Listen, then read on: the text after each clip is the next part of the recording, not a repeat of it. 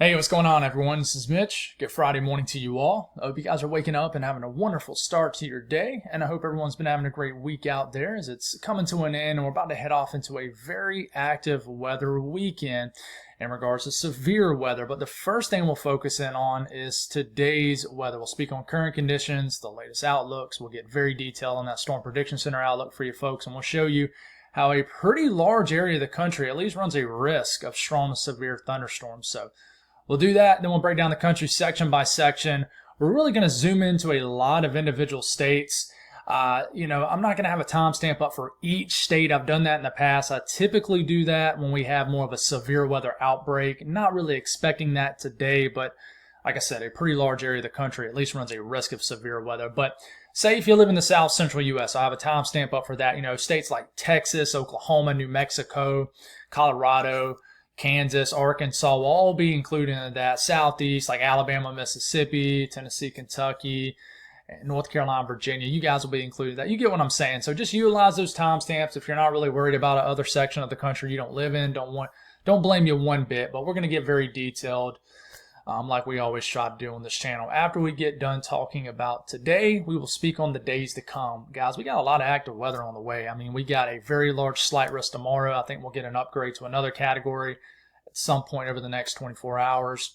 And then we already have an enhanced risk up for sections of the country for Sunday with a very large slight risk that day too. And then we already have a slight risk up for Monday. So just an active stretch of severe weather.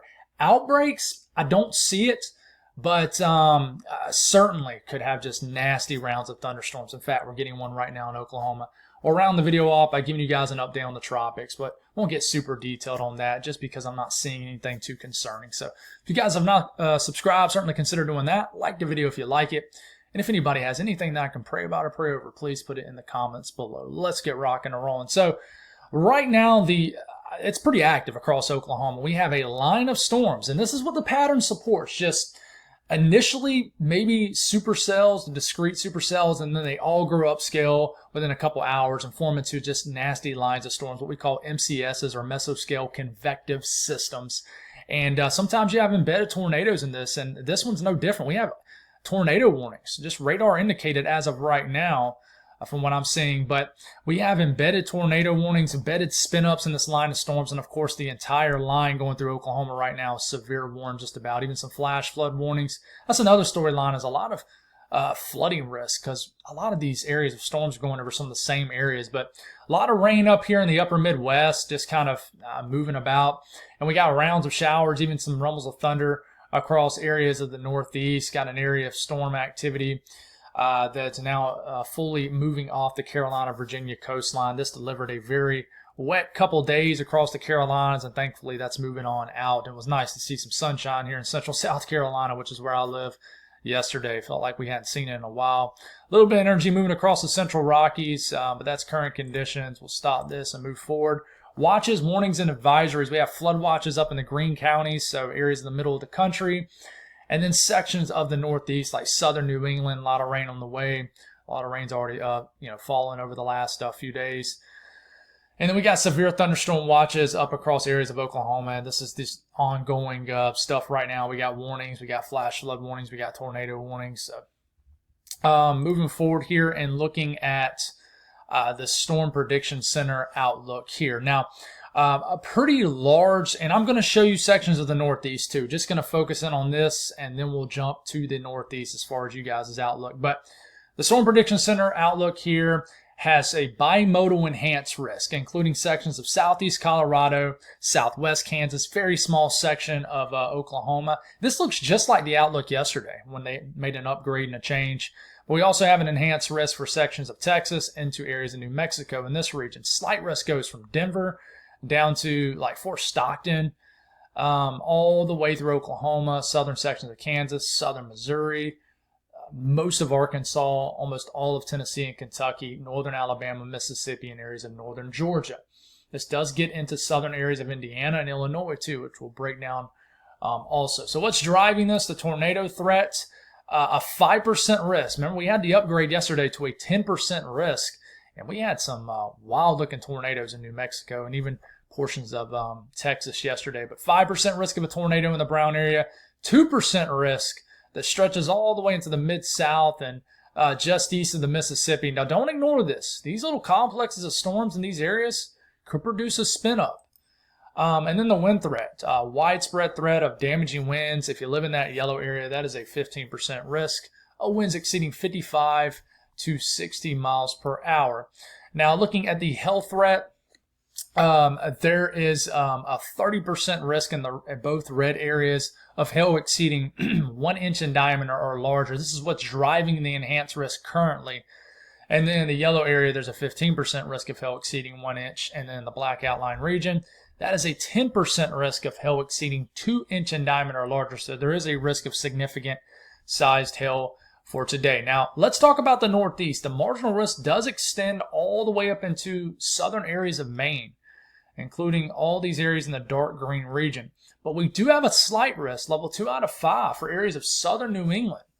It includes a good chunk of central and western Mass, areas of northern Connecticut, Rhode Island, and gets into a very small section of southern New Hampshire and Vermont. So what's driving this? I'm going to have to back up because I don't have the individual things pulled up. No real risk of a tornado, but definitely can't rule it out.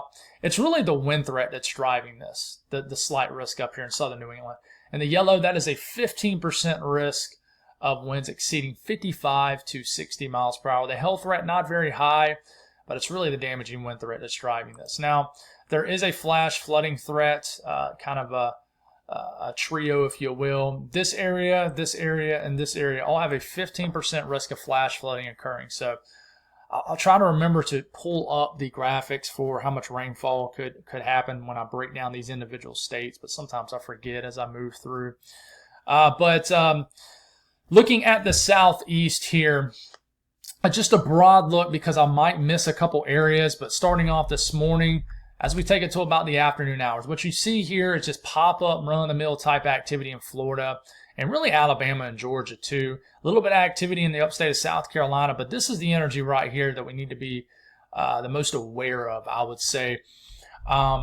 You'll just have these kind of individual rounds of storms moving throughout areas of Kentucky and Tennessee, and these just could continue to just move eastward. Now, model guidance isn't always the best with these complex of storms. Sometimes the directional movement of these are not modeled well. Sometimes they hang on longer than what models show. But eventually, as we're getting into tomorrow morning, we're probably going to be dealing with the leftovers of this kind of east and south of the Appalachian Mountains. We'll have to see how this is holding together. But let's take an individual look at the most the states we need to be the most aware in, and that is Kentucky and Tennessee especially. So starting off around noon, we actually have already some pop-up, potentially strong to severe storms in like western central sections of Kentucky. But as we start to move into, say, the afternoon hours, okay, this is when I start to want to be a little bit more aware. And I'm going to break down Illinois and Indiana here in a second. I know it shows you guys in this panel here, but let's just focus on Kentucky and Tennessee really. But, Paducah, western Kentucky getting hit by a cluster of storms that could produce damaging winds, hail, even an isolated tornado. And then as we start to get to about 7 p.m., you see the storms everywhere. And you see kind of the squiggly lines, circles coming off this. This indicates some stronger updrafts. So, this is in northwest Tennessee and western Kentucky around 7 p.m. These storms could pack one heck of a punch. We got storms out ahead of them, too. We got clusters of storms on the Cumberland Plateau, Tennessee Valley. And then we take it to about 10 p.m. And all this sort of clusters up into sort of what we call an MCS, mesoscale convective system. These are hard to figure out. This could be stronger up in Kentucky. It's around 10 p.m. Could get a light show across middle Tennessee. But this could sink south all the way into northern Alabama, northern Georgia. And in fact, it does make it all the way to northern Georgia after midnight tonight. I mean, this is 1 a.m. Tonight and getting hit, if you're vacationing here in Gatlinburg, Pigeon Forge or something like that. Could get some late night storms.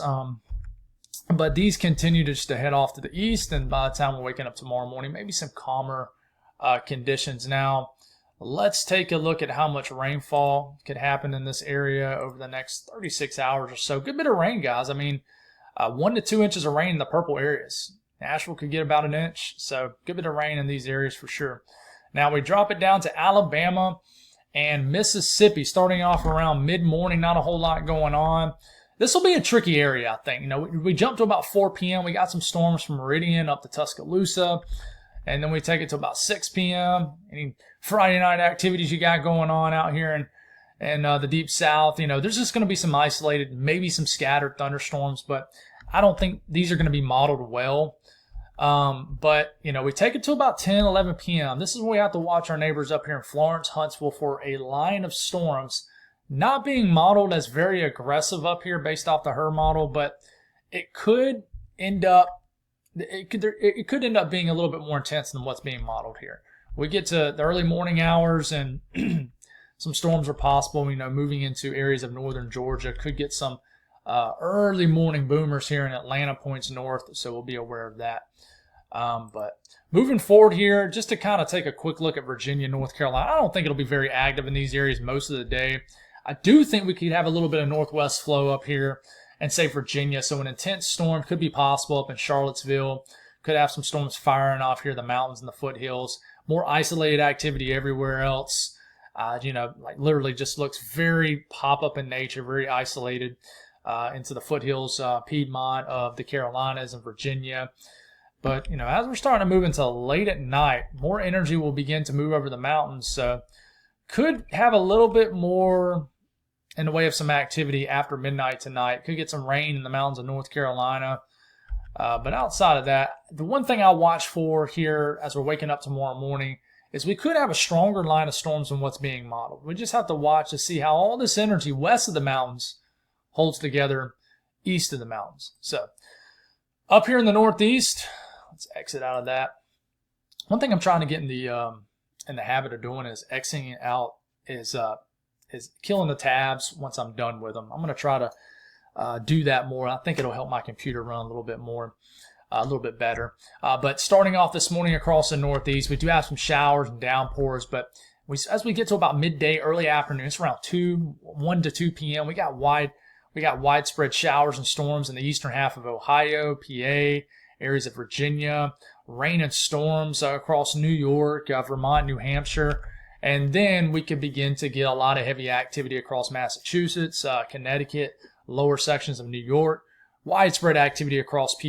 I mean, it's going to be tough to figure out exactly where these storms are going to hit. But we start to get to the evening hours, things begin to calm down somewhat. We just get some more heavy embedded thunderstorm activity in southern Ohio, like after midnight, West Virginia.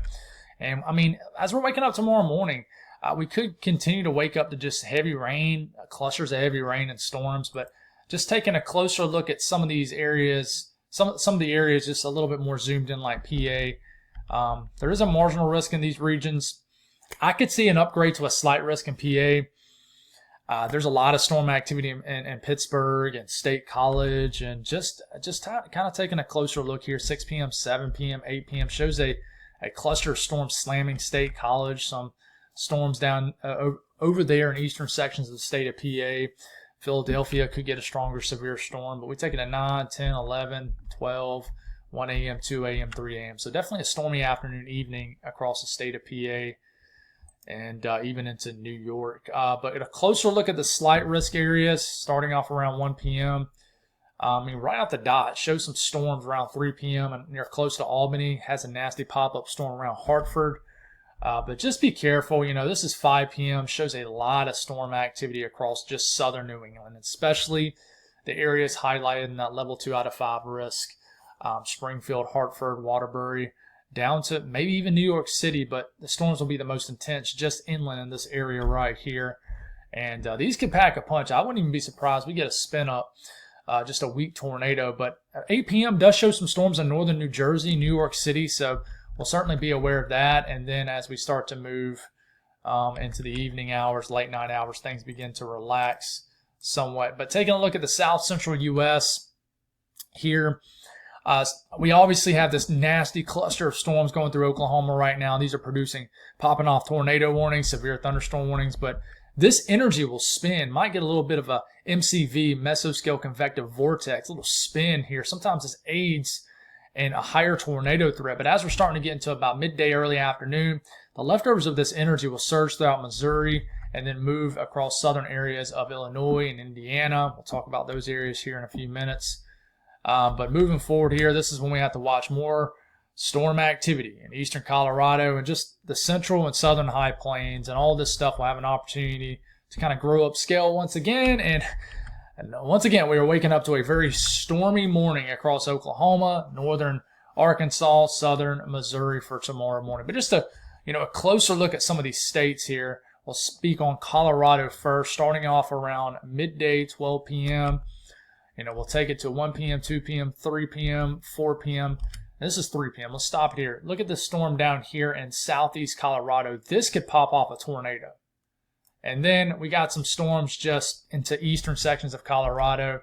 And I'm telling you that sometimes these storms can overproduce as far as tornadoes in eastern Colorado. So just be aware of these little pop-up. I wouldn't even call them pop-up. There's enough flow for these not to really be pop-up in nature. But just be aware of these storms that you're seeing here modeled on the HRRR model. But man, look at this big one coming off just east of Pueblo here. This one looks like a meaty supercell. This is 6 p.m.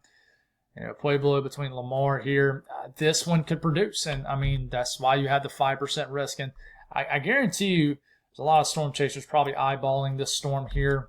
But if something like this actually happens, we could definitely get a tornado. Let's see if we can get this rolling again. Man, that looks like a pretty intense supercell developing and then sinking southeastward across Arkansas, across Colorado. So just definitely want to watch out for those. Now, if we're looking at New Mexico had a wild-looking tornado, very dusty-looking tornado yesterday. But once again, we have to watch for some supercells popping off in some of the same areas. Around 5 p.m., Roswell, Clovis, down to Hobbs. Some supercells could develop, enhanced risk in these areas, level 3 out of 5. So just be aware of an all-hazards type deal, especially large hail. And then we get to 7, 8, 9, 10. Things begin to calm down after that. But seeking down once again to southwest Texas, seems like we show this every single video. 2 p.m., 3 p.m., 4 p.m., boom. I think somebody said you pronounce what I was saying, Pecos, as Pecos. Pecos, I think is how you pronounce it. So anyways, guys, I'm going to butcher some names. I'm good for that every single video. But anyways, in this area of Texas, thunderstorms begin to form, and they're forming a good bit further west than they normally do. But they'll form and potentially grow up scale. 7 p.m. We got some storms cruising up the interstate corridor, up to Midland to Springfield eventually. And some storms could sink southward all the way down to Abilene. And after that, we get after midnight, things begin to calm down. But be aware of these storms for some large hail. And the rest of Texas and then Oklahoma. All this action will begin to trickle out of Oklahoma, and I think we'll be just about done probably around 12, 1 o'clock this afternoon with the first round that's affecting you guys this morning.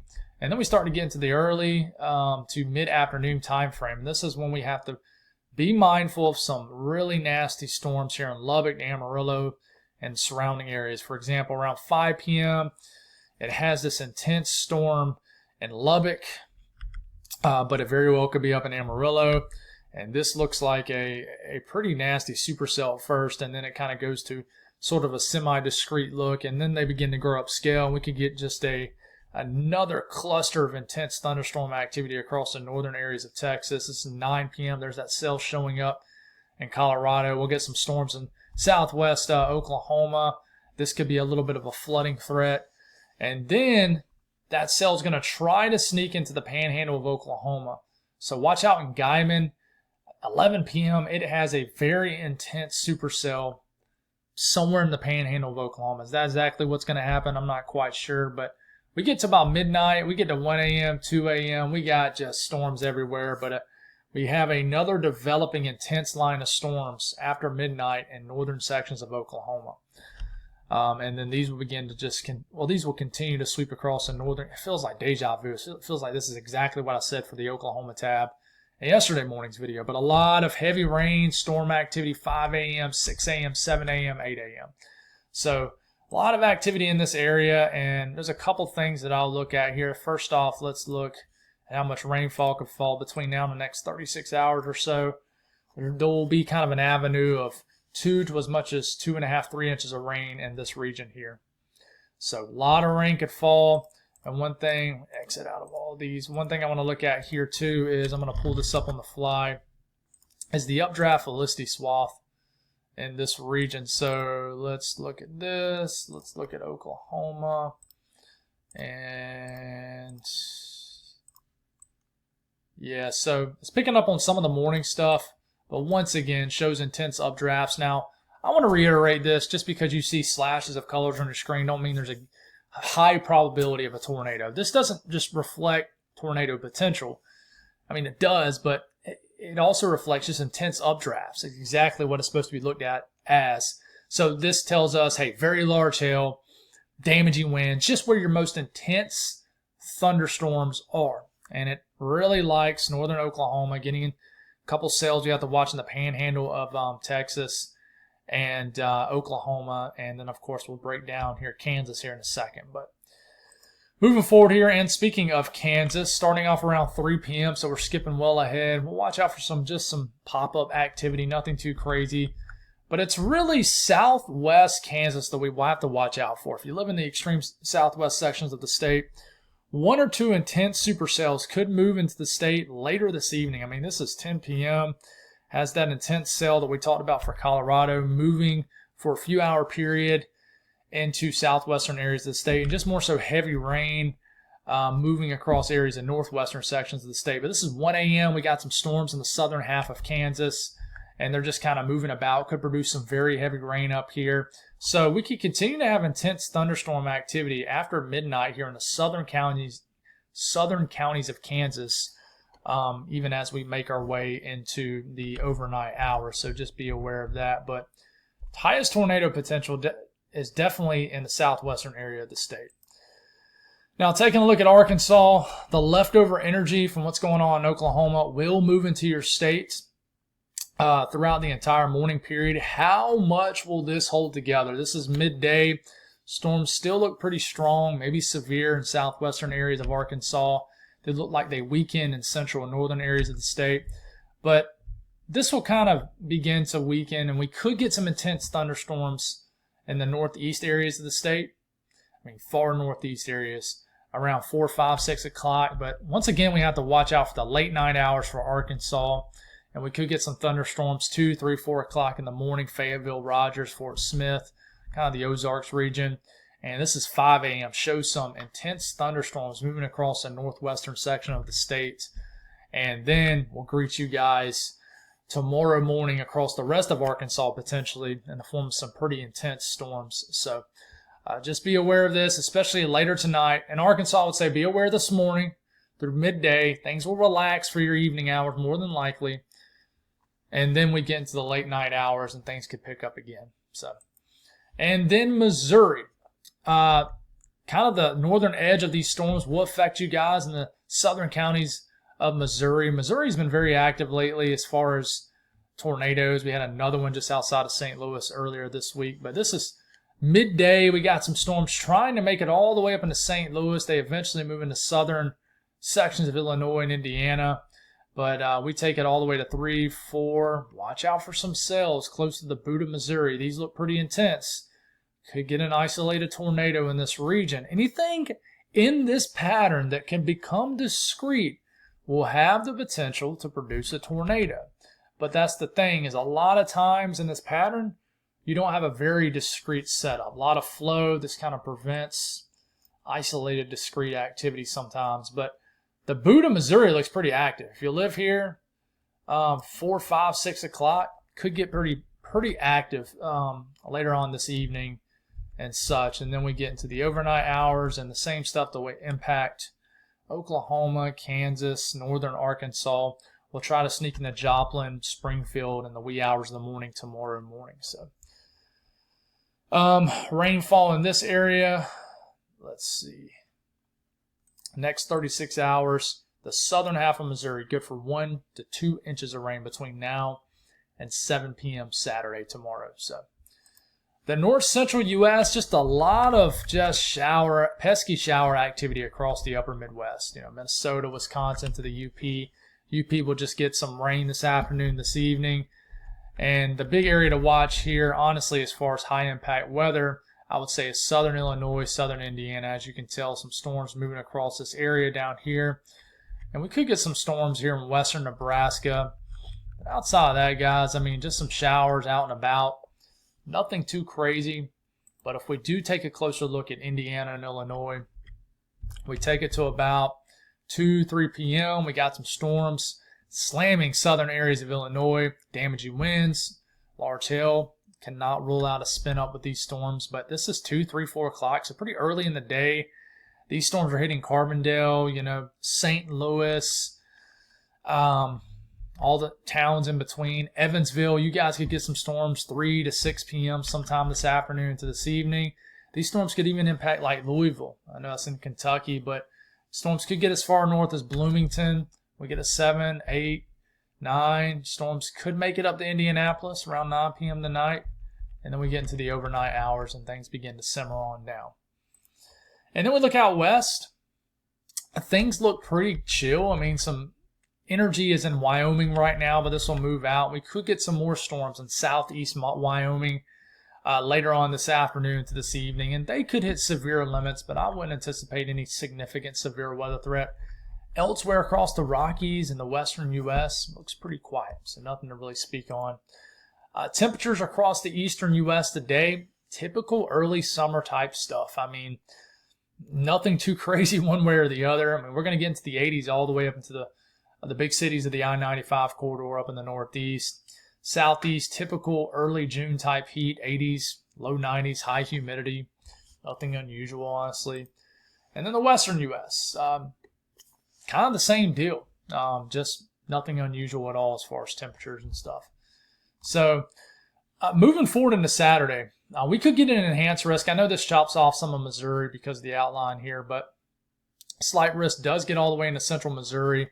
Just a massive slight risk of severe weather. Level 2 out of 5 in the yellow goes from Texas, Oklahoma, all the way up into sections of the Tidewater. All of the Carolinas. Every bit of the Carolinas has a slight risk. All of Tennessee has a slight risk. All of Arkansas has a slight risk. And a good chunk of Alabama, Mississippi, and Georgia have it also. So what's driving this? The tornado threat is at a 2% risk in the green. So no 5% risk, but 2% risk of a tornado in these areas. And then the damaging wind threat is really what's driving the entirety of the slight risk. If you live in the yellow region, that's a 15% risk of damaging winds exceeding 55 to 60 miles per hour. Tomorrow's setup, though, I will tell you, it's a tricky one. Not everybody's even going to get a drop of rain. But if you do get a storm, it's going to be pretty intense, I think. But the yellow area, that is a 15% risk of hail exceeding 1 inch in diameter or larger. So the hail threat's a little bit more shrunk, I would say. All right. And then there is a severe weather threat for Sunday. Slight risk all the way up into portions of the mid-Atlantic. It includes all of the eastern central sections of the Carolinas, southern Georgia, all the way into a very small section of southeast Alabama. But just keep in mind, we have a pretty large marginal risk too. So we continue to run the risk of severe weather even in those dark green areas. And this gets all the way into areas of the Midwest. And I know I got some of you guys cut off here, but I promise I'm going to get detailed. I'm thinking about making a video tonight, just kind of going over the weekend's weather. But there is an enhanced risk. And this is for Sunday. If I say Saturday, I apologize.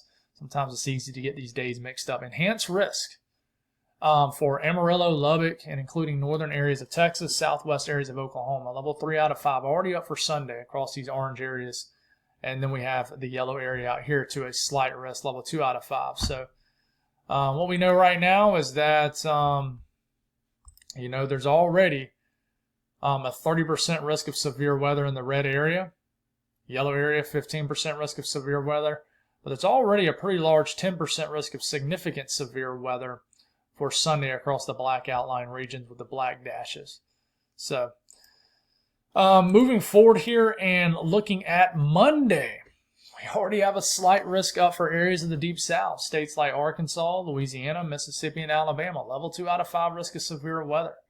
So the pattern continues to be pretty active. Now, really what's driving this, and I don't have all the parameters pulled up and stuff, and, the ingredients, but very moist air mass riding over all of this area, and then a lot of flow riding over that moist air mass. And This is a little bit of a slight bulge in the ridge built over this area. So this supports just daily rounds of strong to severe storms. So we'll get detailed on that in the next video once again. But hurricane outlook here, well, the tropics outlook, no tropical activity expected between now and the next 7 days. So that's good. But I will say the only thing to watch for is just the Central American gyrum, the CAG. This is an area we watch this time of the year, especially any time of the year, but especially this time of the year. You normally don't get any tropical systems developing further out east in the Atlantic Barrel, which is wild. We're coming up on almost a year anniversary of Hurricane Beryl. If you don't know what I'm talking about, just look it up. It's the Category 5 hurricane. It was the earliest ever recorded in hurricane season Category 5 hurricane on record. But anyways, the only area that I would say watch out for is, like I said, this broad area low pressure CAG over Central America. It has most of the energy staying on the Pacific side, but between day 7 and day 10, a couple members do show some energy sneaking into the Western Gulf and the Southwest Gulf, but it's only a few members. In fact, it's less compared to yesterday's run. So, I'm not going to talk heavy on this because there's nothing to get detailed on. I know that one thing I'm going to watch for, and I'm going to round this off by just kind of talking here for a second. Hurricane season is going to be very sensitive to people this year. I really think, especially across the Southeast, people in Georgia, the Carolinas, Eastern Tennessee, all the way up the spine of the Appalachian Mountains, people that which were thousands of people, that were highly impacted by Hurricane Helene. A lot of people are going to be very sensitive when it comes to the tropics. And I'm here to tell you, it's just a reality of how people are in this world. People are going to take advantage of that, guys. So once again, just be careful what you share on Facebook. People will blow things out of proportion for clicks, likes, and ultimately money, just to scare the mess out of people. Be careful what you share. And honestly, the reality of it is a lot of times the public, you're going to think I'm crazy, but if you think about it, it's true. The public itself actually finds almost some sort of almost like adrenaline rush, like hype, almost an excitement out of the threat of something, out of the risk of something threatening weather-wise on the way. So, there's some people out there, whether it's the weather community or just the common public, that even if you try to tell them, then, hey, this is not going to be that huge of a deal. I wouldn't be freaking out or anything like that. There's some people out there that want you to tell them to freak out, and that they don't want to hear. They don't want to hear the scenario that's the better case scenario. They only want you to talk about the worst case scenario. There's a lot of people out like that. I know you might think I'm crazy, but people are like that. They're just doomsday people. Now, I think you find a mixture of both. You talk about the worst case scenario. You talk about the best case scenario. You don't hyper focus on either one. You kind of put what you know and you combine it, all together. And that's part of forecasting weather. But there's, believe it or not, there's people out there that just, they get mad when you tell them that there's a low possibility of that worst case scenario happening, because in a way they want it to happen. And I would argue that some of those people don't own property. They might not own their own house. And, so I'll leave it at that. Guys, I always like to go off on my little thing there and get a little personal with you guys. But anyways, appreciate y'all. Hey guys, I appreciate the prayers over the last several days. I had a rough few day period there where AC went out, struggling with doing all my YouTube stuff, and I was letting the little things really kick my butt. And I wasn't throwing myself a pity party, but I let myself be affected by it too much, and I kind of hate that I did. But it was also it was also a good thing, because I felt like it was God in a way saying, hey, you still got growing to do. Maybe you're not as far along as you thought you were with handling the stresses and anxieties of the world. Here, let me humble you a little bit, and let's reset, and let's try to get better at this. And And I have, and it's been awesome. I've taken a lot out of that period. So, don't have a Bible verse devotion for today, but just I really want to work it until I can do it every single day. But to me, when I do it every other day, it gives me time. It gets 36 hours to sort of just spend a lot of time. And I don't want to rush the Bible devotions. I don't want to just give you a Bible verse and just head on out and not speak on it. I like speaking on it. So anyways, that's enough rambling. You guys have a wonderful Friday. Stay safe with the severe weather out there. And I'll talk to you guys soon. God bless.